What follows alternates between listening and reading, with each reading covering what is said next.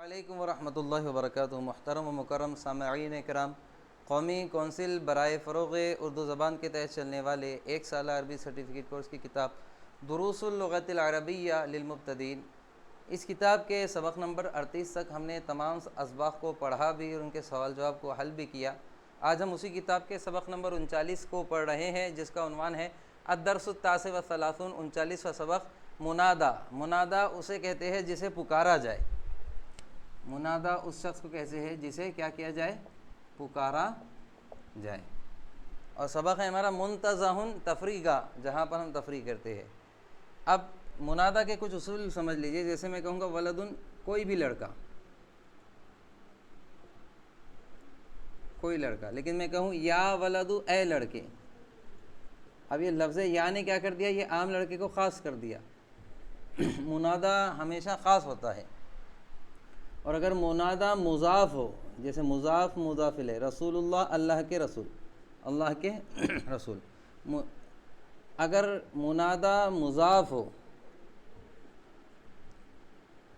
اور یعنی یا رسول اللہ، یا رسول اللہ، اس کو ہم منادا بنا دیں، رسول کو، مضاف کو اگر منادا بنانا ہو تو اس پہ زبر دیا جاتا ہے۔ مضاف اگر منادا بنے تو اس پہ پیش کے بدلے کیا آ جائے گا؟ زبر آ جائے گا۔ تو رسول اللہ سے جیسے ہم یا لگائیں گے تو یہ رسول اللہ کا یہ پیش زبر میں تبدیل ہو جائے گا، اور یا رسول اللہ سے یا رسول اللہ بنے گا۔ آپ ہمیشہ یہ ذہن میں رکھیں کہ اگر مضاف منادا بن جائے تو وہ حالت منصوب میں ہوتا ہے، اس پر زبر آتا ہے۔ اب بلا کسی تاخیر کے میں سبق کو شروع کر رہا ہوں۔ الفاظ معنی میں نے لکھ دیا ہوں۔ مبسوطن، کہ میں نے خوشحال، علامہ یرام، اس کے مطابق جسے چاہا جا رہا ہے، اس پر جسے چاہا جا رہا ہے، مطلب حسب منشا، منشا کے مطابق۔ مرتاحن، یہ آرام سے بنا ارتاح یرتاح، مرتاحن اس کو آرام دہ بھی کہہ سکتے ہیں، خوشگوار بھی کہہ سکتے ہیں۔ مقہا، ہوٹل یا پھر کیفے جہاں پر کافی پی جائے۔ حیا اور تعال، یہ اسم افعال ہے، ان کے معنی کیا ہوتے ہیں؟ یہ اسم استعمال ہوتے ہیں لیکن معنی فعل کے دیتے ہیں۔ حیا تعال، حیا کے معنی بھی آؤ، تعال کے معنی بھی آؤ۔ منتزہن، تفریقہ۔ اقتراح، پیشکش یا پھر تجویز۔ مکتب البرید، پوسٹ آفس۔ استفسرا، پوچھا۔ پڑھیے لکھیے اور ترجمہ کیجیے۔ سبق ہے ہمارا۔ اب چلیے ہم سبق کو شروع کر رہے ہیں۔ منتزہ تفریقہ، پڑھیے لکھیے اور ترجمہ کیجیے۔ خالد: السلام علیکم، کیف حالک یا راشد؟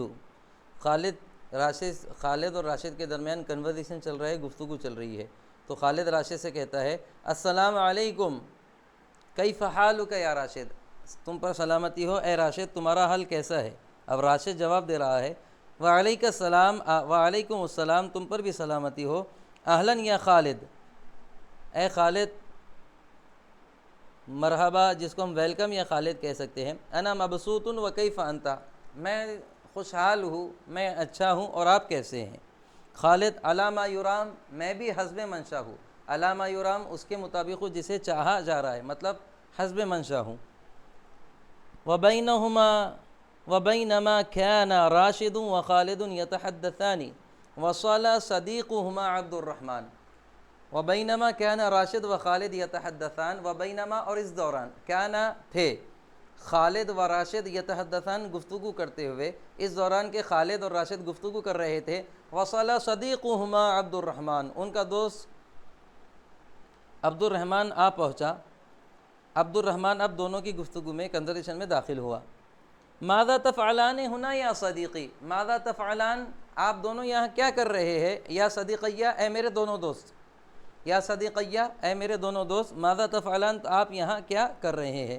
ماذا تفعلان ہنا یا صدیقیہ، اے میرے دونوں دوستو، آپ یہاں کیا کر رہے ہیں؟ اب راشد جواب دیتا ہے این کنت یا عبد الرحمن ما رأیتک منذ زمان، این کنت، آپ کہاں تھے اے عبد الرحمن؟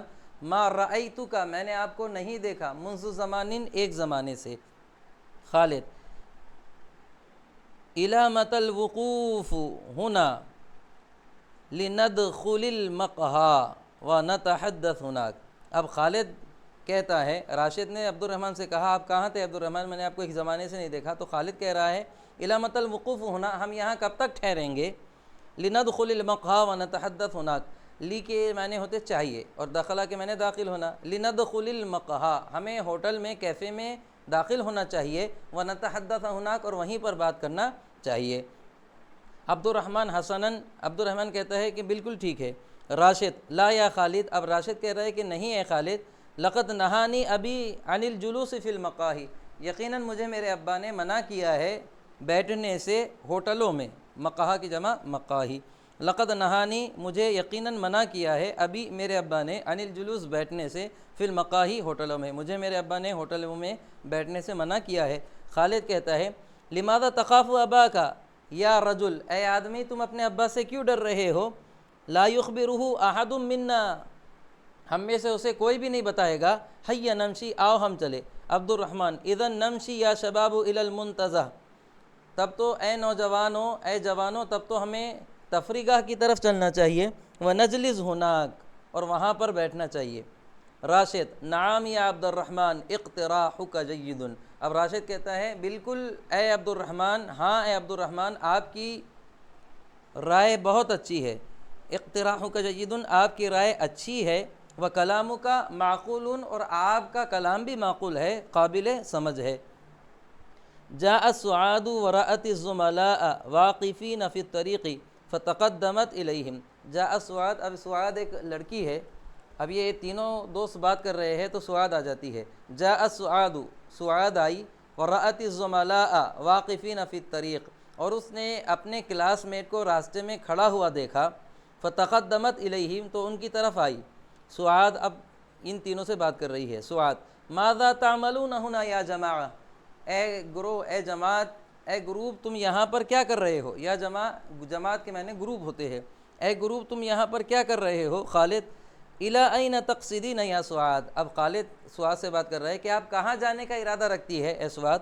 سعاد کنت ذاہبۃ الی مکتب البرید، میں پوسٹ آفس جانے والی ہوں، فرأیتکم ہناک، کنت ذاہبۃ الی مکتب البرید، میں پوسٹ آفس جا رہی تھی، فرأیتکم ہنا، تو میں نے تمہیں یہاں پر دیکھا، وجئت استفسر عن حالکم یا زملائی، تو میں آپ کے احوال کو پوچھنے آئی ہوں اے میرے کلاس میٹ، اے میرے دوستو۔